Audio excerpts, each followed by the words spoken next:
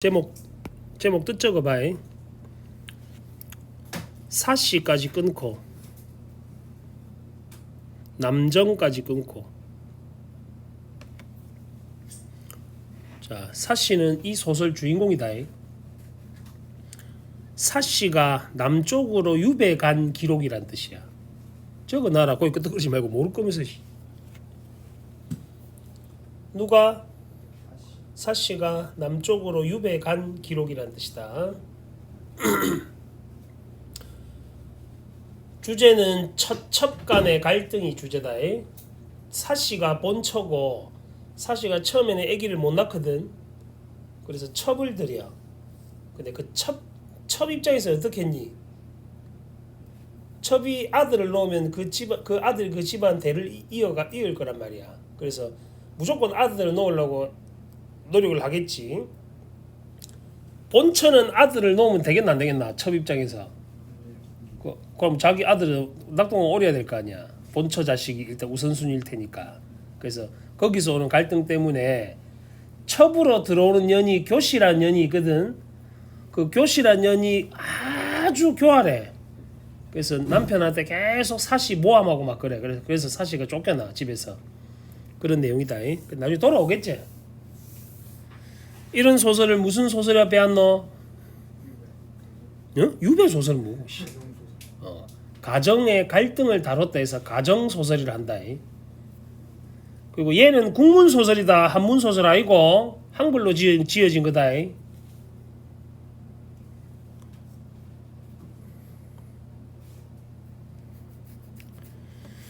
자, 소설과 사회와의 관련성 생각하면서 앞부분 줄거리부터 봅니다. 명나라 재상 유희는 느지막하게 아들 연수를 얻는다. 그럼 이 연수는 성이 유씨겠지. 아버지가 유희니까 유연수라는 사람이다. 부인 최씨는 연수를 낳고 세상을 떠난다. 연수는 15세의 과거에 급제 한림 학사가 된 후에 사씨와 결혼한다. 무슨 학사 됐다고? 보성아 대답해라. 한림 학사가 됐다 하지. 이게 무슨 말이냐면 나중에 임마 이름이 원래 유연수잖아. 근데 유한림이라고도 나온다. 한림 학사라서 유한림이라고 단. 너 고전소설 읽을 때만 그러잖아. 등장인물이 맨 놈인지 모르고 그러는 이유가 관직명이 뒤에 붙기도 한단 말이야. 이렇게 서너 해가 걸려 또 아버지 죽제. 1월은 유수처럼 흘러 1월은 해와 달이다. 그러니까 쉽게 말하면 시간이 흘러 이 말이다. 3년의 상기가 초상의 기간, 상복 입는 기간이 훌쩍 지나갔어. 옛날에는 너 부모가 죽으면 어쨌게? 3년 동안? 저거 뭐라니? 3년 동안 모르나? 잠을 3년 동안 안 잔다고? 와씨. 무덤 옆에 운막 같은 거 지놓고 상복을 입고 거기서 숙식을 해결하는 거야. 어머니 아버지 그 무덤 옆에서. 그래 하겠나 너는. 요새는 3일장 치르잖아. 장례식장 가면. 내년에 3년을 그걸 치렀다고. 너 뭘 하겠지? 근데 니 같은 아라다 봐라. 엄마 아빠는 지금 18년째 키우고 있잖아. 그런 거 생각하면 니는 와 효도 겁나 해야 된다. 한림은 비로소 또 한림이라고 요 명칭이 나온 거 이해하겠어? 한림이 누구라고? 유연수다에 비로소 관직에 나갔다. 이제 초상 끝났으니까 관직에 나가는 거야 이제. 천자가 누구라디? 왕이다 왕. 하늘의 아들이라서 왕이다에. 천자를 다른 말로는 상이라고 돼. 윗상자를 써서 고전소설에서. 장차 그를 크게 쓰려 했다. 한림은 자주 소를 올려서 상소문이라고 들어봤지? 상이 누구라고? 임금이라 했잖아. 임금한테 올리는 글이란 말이야. 상소문도. 조정의 득과 실을 논했다. 그런데 엄승상이 그를 기꺼워하지 않았다. 세모쳐 엄승상. 엄시성을 가진 승상의 직위를 갖고 있는 놈이 유연수를 별로 안 좋아하지. 그러므로 여러 해가 지나도 관직은 올라가지 않았다. 임마가 당시 권력자거든. 그래서 유연수 치고 올라가지 못하기 위해서 막은 거야 이 새끼가. 그 무렵 한림 부부는 나이가 모두 23살이었다. 한림 부부란 여기서 누구랑 누구? 유연수와 이 소설의 제목 누구? 사씨를 가리킨다. 그들이 성혼한 지도 또 한 10년 가까이 흘러갔다. 그럼 13살 때 결혼했네 아들. 하지만 아직 뭐가 없어? 자녀가 없어. 왜냐면 대를 이어야 되는데 이때 너 평균 나이가 40대야. 이제 사망 평균 나이가. 그러니까 20대면 인생 반 산 거야. 지금 나이로 생각하면 안 되고. 사씨는 마음속으로 몹시 근심하며 홀로 생각했다. 체질이 허약해 자녀를 낳을 수 없는가 보다. 사씨가 조용히 한림에게 뭘 두라고? 자식을 낳기 위해서 첩을 두라고 꺼내. 이것도 쉬운 일 알까 이가 본처 입장에서. 첩을 들이면 첩하고 이제 자기 남편하고 같이 잘 건데 그걸 질투가 많으면 그것도 힘들까 이거지. 한림은 그 말이 진심이 아니라 생각해 웃으며 대답하지 않았다. 사씨는 남몰래 매파를 시켜 여기 중매 보는 할매다에 양가에서 괜찮은 집에서 지체 좋고 괜찮은 집에서 쓸만한 사람을 고르게 했다. 누구의 첩을 고르기 위해? 한림의 첩을 구하려고 하는 거다 이렇게. 두 부인이 그 말을 듣고 여기 두 부인이란 사람은 한림의 고모다에 너 등장인물 관계 잘 봐놔야 돼. 나중에 헷갈린단 말이야. 그래 고전 소설은 너가 모의고사를 공부하거나 이제 내신에 나오더라도 가족 관계를 정리해 두는 게 좋다. 지금까지 나온 거 가족 관계 너 정리해 봐. 이렇게 정리해 봐. 맨 처음에 누구? 적어 봐라. 그래 봐라. 유연수 아빠부터 정리해야지 처음에. 누구? 유희. 유희의 부인은 누구?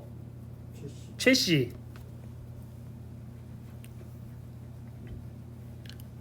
유희와 최씨가 결혼해서 낳은 게 유연수제.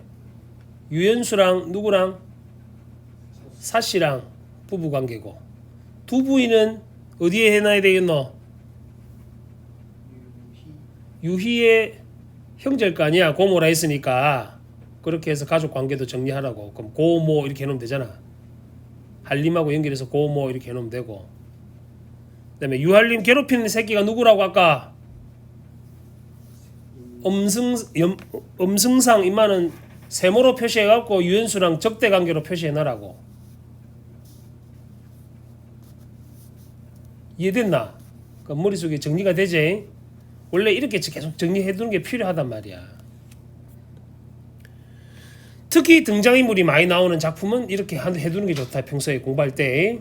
자, 사씨는 다시 두 부인이 17번째 줄이다. 그 말을 듣고 몹시 놀라 아내 사씨를 찾아갔다. 듣자니 낭자가 유한림을 위해 첩을 구한다는데 그게 정말인가? 그렇습니다. 집안에 첩을 두는 것은 환난의 근본이야.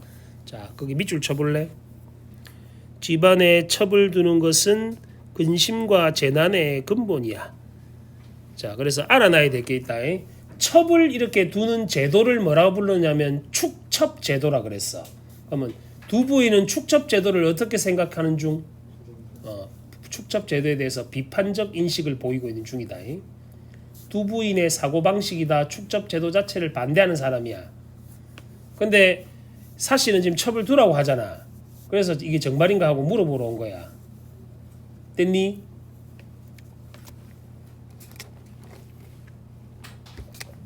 한 필의 말에는 두 개의 안장이 있을 수 없고 한 그릇 밥에는 두 개의 수저가 있을 수 없지. 비록 그러니까 여기 한 필 말 동글뱅이 치고 한 그릇 밥 동글뱅이 치고 두 개 묶어. 누구 가리키는 거고? 유한림을 가리키는 거 알겠니? 그럼 두 개의 안장하고 두 개의 수저는 사씨와 교씨를 가리키는 말이겠지. 비유적 표현이라고 생각하면 된다. 됐니?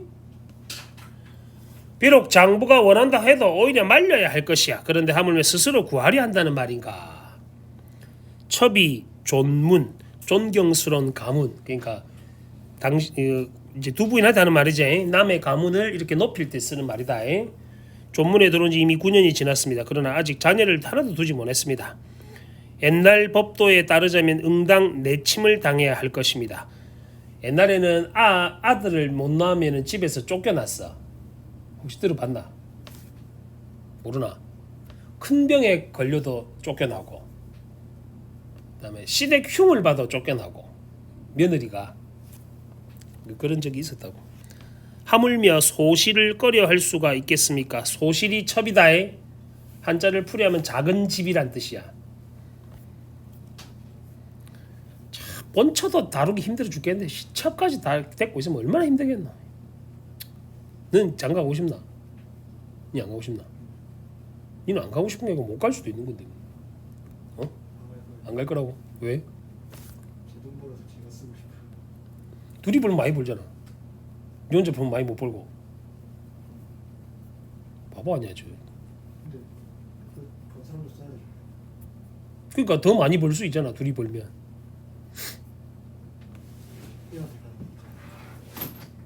차라리 뭐 애는 안 나올 수도 있지만은 결혼을 안 한 거는 좀 문제가 있는데. 알아서 해라. 자녀의 생육이 빠르거나 늦으면 하늘의 운수에 달린 것이야. 사람들 가운데에서는 간혹 30, 40살 이후에도 처음으로 자식을 낳는 경우도 있지. 낭자는 이제 겨우 20을 넘겼어. 어찌하여 그처럼 근심을 지나치게 하는가. 저는 타고난 체질이 허약합니다. 나이는 아직 늙지 않았으나 혈기가 벌써 20살 이전과는 다릅니다. 생리도 주기가 고르지 않죠. 이는 저만 홀로 하는 일입니다. 하물며 일첩은 인륜의 당연한 도리입니다. 그거는 밑줄 쳐. 일첩은 인륜의 당연한 도리입니다. 자, 사씨하고 두 부인이 지금 서로 입장이 다른데 사씨 생각은 철을 한 명 두고 첩을 한 명 또 두는 거는 당연하다고 생각하지. 그럼 사씨는 어떤 생각? 축첩 제도를 받아들이는 입장이다. 축. 축산업 할 때 그 축이다. 축구할 때 축이다. 첩에게 비록 관저의 덕은 없습니다. 관저는 옆에 나와 있지. 정숙한 여인의 어짐과 너그러움이라고 돼 있다. 그런 건 없는데 또한 세속 부녀자들의 투기하는 습속은 본받지 않은 것. 저는 질투는 안 합니다. 첩을 두더라도. 여기까지 됐어? 보성 중력 읽어볼래? 크게. 여할림은 사씨의 권유에 따라 어쩔 수 없이 교씨의 첩으로 받아들여. 자, 교시에 세모 치고 인연이 나쁜 년 이렇게 했지. 그러니까 머릿속 기억을 이렇게 교활한 년 이렇게 생각하면 되잖아. 교씨는 얼마 지나지 않아 아들 장주를. 자, 첩이 들어와서 아들을 낳지. 그럼 이 장주가 뭐가 되겠노? 이 집안에 대를 잇는 놈이 된단 말이야. 이걸 뭐라고 하냐면 장주 밑에 이렇게 적어. 장자선정 이렇게 적어봐. 장자가 뭐고? 너 집에서 장남, 보성이 장남 아이가? 집에서 진욱이니도 장남 아이가? 그러니까 너처럼 큰 아들, 너 위에 누나가 있어도 너가 장남이야. 그건 알고 있지? 그러니까 이게 이런 제도 때문에 그런 건데, 나 이제 아들이 집안에 대를 잇는다고 생각했어 옛날 사람들은. 물론 씨발 그런 건 아니지만은 딸이 더 효도 많이 하던가 하던데. 자, 아들 낳아 소용없던데. 우리 아들 본게 때리치고 싶다 진짜. 제가 집에 와가 있거든. 아, 2주에 한 번씩 오는데 죽을 것 같다 진짜. 안 왔으면 좋겠다. 너야 인문계 학생들이 무슨 학원도 가고 이렇게 하니까 집에 잘 없잖아. 밤에 잠자러 오고 그것뿐이잖아. 우리 아들은 하루 종일 보고 있어야 돼. 미칠 것만 같아 그냥. 그것도 공부를 하는 것도 아니고. 얘는 회사보다 보니 그 국영수 시험보다 국어 영어는 일주일에 국어 수학은 일주일에 1시간밖에 수업이 없어. 영어는 좀 많이 해. 이제 외국 배를 탈 수도 있고 하니까 영어 공부를 좀 빡시게 하고 나머지는 전부 뭐 하느냐 발전기의 구조 뭐 이런 공부하고 있대. 터빈 뭐 배 구조 이런 거 외우고 있고. 그 전문 과목 그걸 시험 친다대. 13과목이가 친다는데. 그 지방에 가면 막 설계도 이런 거 보고 있어 막 이렇게. 희한하 웃기다 한다 진짜. 재밌겠지 수학 안 해서. 응? 국영수 안 해서 좋겠지. 시험 문제 다 가르쳐줬다대. 그 외워가 하면 된대. 전문 과목이 문제다. 자, 그날 저녁 한림은 서원에서 집으로 돌아가 백자당으로 갔다. 하지만 술에 취해 잠을 이룰 수 없어 난간을 의지하고 앉아있다. 술에 취했네 윤수가. 마침 달빛은 대낮처럼 밝고 꽃그림자가 창문에 가득했다.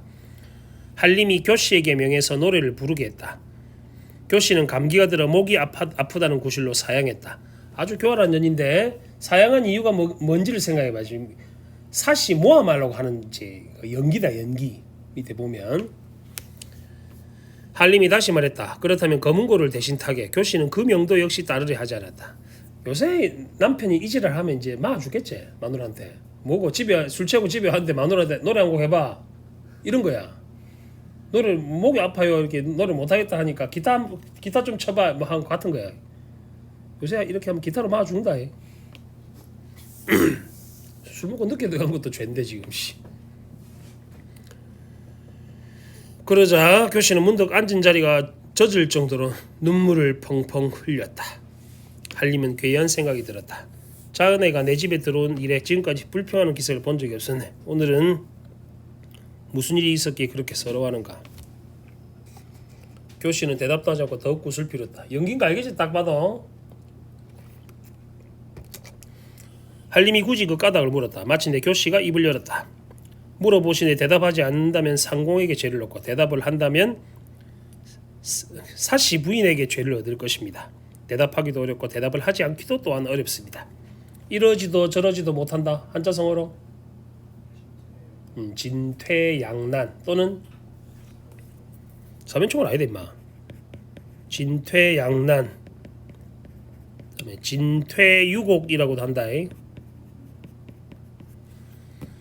사면초가는 포위됐을 때 쓰는 말이야. 비록 매우 난처한 말을 한다 해도 내가 자네를 꾸짖지는 않을 것이야. 숨기지 말고 어서 말씀하게. 교씨는 그제야 눈물을 거두고 대답했다. 첩의 촌스러운 노래와 거친 곡조는 본디 군자께서 들으실 만한 것이 아닙니다. 단지 명을 받들고 마지못해 못난 재주를 드러냈던 것일 따름입니다. 또한 정성을 다 기울여 상공께서 한번 웃음을 짓도록 하는 것에 지나지 않았습니다. 무슨 다른 뜻이 있었겠습니까? 그런데 오늘 아침 부인께서 저를 불렀고 뭐라 하셨습니다. 상공께서 너를 취하신 까닭은 단지 후사를 위한 것일 따름이다. 후사가 뭐? 자식을 낳는 거다. 집안에 미색이 부족한 때문이 아니었어 여자가. 근데 너는 밤낮으로 얼굴이나 화장이나 했지. 또한 듣자니 음란한 음악으로 장부의 심지를 고혹하게 하여 정신 못 차리게 해서 가풍을 무너뜨리고 있다 하더구나. 이는 죽어 마땅한 죄다. 내가 우선 경고부터 해두겠다. 네가 만일 이후로도 행실을 고치지 않다면 내 비록 힘은 없으나 아직도 여태우가 척분의 손발을 자르던 칼과 벙어리로 만들던 약을 가지고 있다. 자, 고사 인용했다에 앞으로 각별히 삼가라 라고 하셨습니다. 그래서 지금 노래도 안 하고 검은고도 안 탄다 했단 말이야. 첩은 본래 한미한 집안의 자란 계집으로 상공의 은혜를 받아 부귀영화가 극에 이르렀습니다. 지금 중대에도 여한이 없습니다. 단지 두려운 바는 상공의 청덕이 소첩의 문제로 인해 사람들에게 비난을 받게 되지 않을까 하는 점입니다. 그러므로 감히 명령을 따를 수 없었던 것입니다. 한림은 그 말을 듣고 깜짝 놀랐다. 의아한 생각이 들어 속으로 가만히 헤아려 봤다. 저 사람은 사씨 가리킨다. 평소 투기하지 않는다고 스스로 자부하고 있었지. 교씨를 매우 은혜롭게 대하고 있었어. 일찍이 교씨의 단점을 말하는 소리도 들어본 적이 없었어. 아마도 교씨의 말이 실정보다 지나친 건 아닐까. 한림이 속으로 생각하는 중이지. 평소 사씨를 믿어서 그런 거다 그제. 한림은 한동안 조용히 생각하다 교씨를 위로했다. 내가 자네를 취한 것은 본디 부인의 권고를 따른 일이었네. 또 부인이 일찍이 자네에게 해로운 소리를 한 적도 없었지. 이는 아마 비복들 가운데서 누군가가 참언을 했기에. 참언은 거짓말하는 거다 윗사람한테. 부인이 잠시 후에 하신 말씀에 지나지 않을 것이네. 그러나 성품이 본시 유순하니 자네를 해치려 하진 않을 거야. 염려하지 말게. 하물며 내가 있질 않나. 자네를 어떻게 해칠 수 있겠는가. 교씨는 끝내 마음을 풀지 않은 채 다만 한림에게 살해할 따름이었다. 옛말에 이르기를 호랑이를 그리는 데는 뼈를 그리기 어렵고 사람을 사귀는 데는 마음을 알기 어렵다라고 했다. 속담 아는 거 있나? 호랑이 그릴 때 뼈를 볼 수는 없잖아. 투시할 수 없으니까. 사람도 마음을 알 수가 없잖아. 그제? 열길 죽어라 씨. 아유 씨. 열길 하는데도 대답을 못하면 저는 이 속담을 모른단 말이가. 모르나? 진짜 부끄러운 줄 알아야 되는데. 니도 모르나? 열길 물속은 알아도 한길 사람 속은 모른다. 처음 들어봤나? 그건 들어봤는데 왜 열길 하면 모르노? 속담이라 했잖아. 이씨. 적어라. 열길 물속은 알아도 한길 사람 속은 모른다. 그러니까 사람 마음은 알기가 어려운 거다. 그제? 박성희 씨 밤에 야동 많이 보나? 머리카락 금방 자라네. 벌써 장발이 됐다. 와, 골 때린 놈인데. 적당히 말해. 그거 다 단백질이란 말이야, 단백질. 몸에 안 좋아. 닭가슴살 먹고 그 짓을 할 때는 안 하나? 끓은 지 좀 됐나? 교 씨는 얼굴이 유순하고 말씨가 공손했다. 따라서 사부인은 단지 좋은 사람으로 여겼을 따름이다. 경계한 말씀 오직 음란한 노래가 장부를 오도할까 염려한 것이었다. 또한 교 씨를 바른 길로 인도하려는 것이었다. 본디 사랑하는 마음에서 한 말이었다. 추호도 털끝만큼도 라는 뜻이다. 한자다 얘. 털끝만큼도 시기하는 생각은 없었다. 그런데 교 씨는 문득 분한 마음을 품고 교묘한 말로 참소해서 마침내 큰 재앙의 뿌리를 양성했다. 뒤에 가면 사씨가 쫓겨나는 어떤 빌미가 되겠다. 그제? 부부와 처첩의 사이는 형광벤치래. 부부와 처첩의 사이는 진정 어려운 관계가 아니라 할 수 있겠는가? 이걸 뭐라 그러노? 서술자 지 생각 집어넣어놨지? 뭐라 그래 이런 걸? 서술자 개입, 편집자적 논평. 한림은 교씨의 간악한 계략을 간사한 꾀를 깨닫지 못했다. 하지만 사부인의 본뜻도 역시 의심하지는 않았다. 그러므로 교씨는 다시 참소를 행할 수 없었다. 여기서 말하는 참소를 행할 수는 구라를 칠 수가 없었단 말이야. 그제? 왜냐면 유한림이 사씨를 워낙 믿으니까. 뒷부분 사씨가 아들 누구를 낳자? 이나를 낳지. 아까 전에 교씨는 장주라는 아를 낳았잖아. 근데 본처가 아들을 낳았어. 그럼 교씨 입장에서 어떻게 했노? 저 아들을 없애야 돼. 그래야지 자기 아들이 장자가 될 테니까. 자신의 지위가 불안해진 교씨는 문객 동청과 짜고 동청도 세모쳐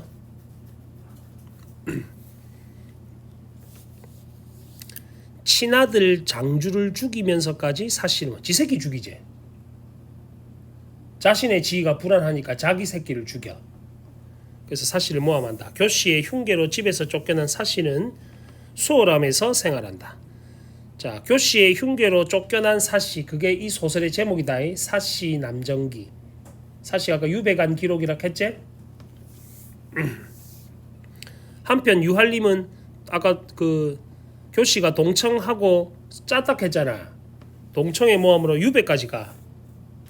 유한림은 동청은 유한림을 고발한 공으로 지방관이 된다. 나중에 유배에서 풀린 유한림이 모든 것이 교씨의 흉계에 의한 것임을 알고 교씨와 동청을 처벌한다. 밑줄 치고 이것도 한자석으로 바꿔볼래?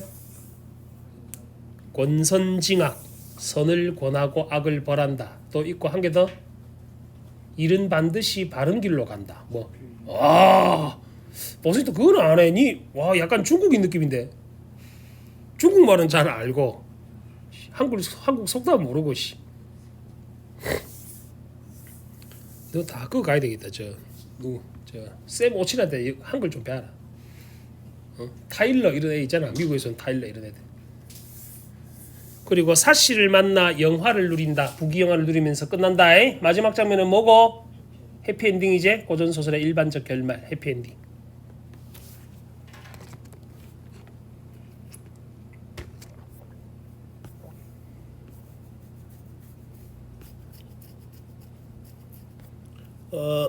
서술형으로 224쪽 펴볼래.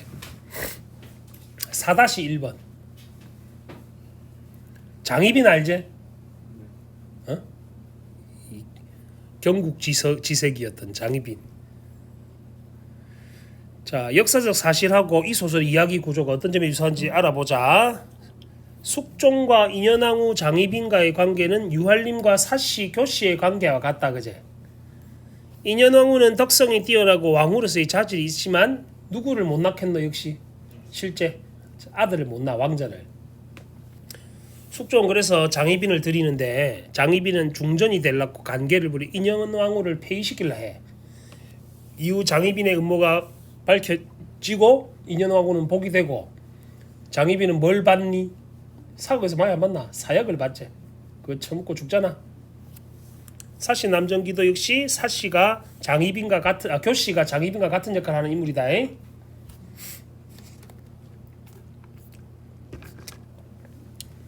난소공은 모르겠다 했죠.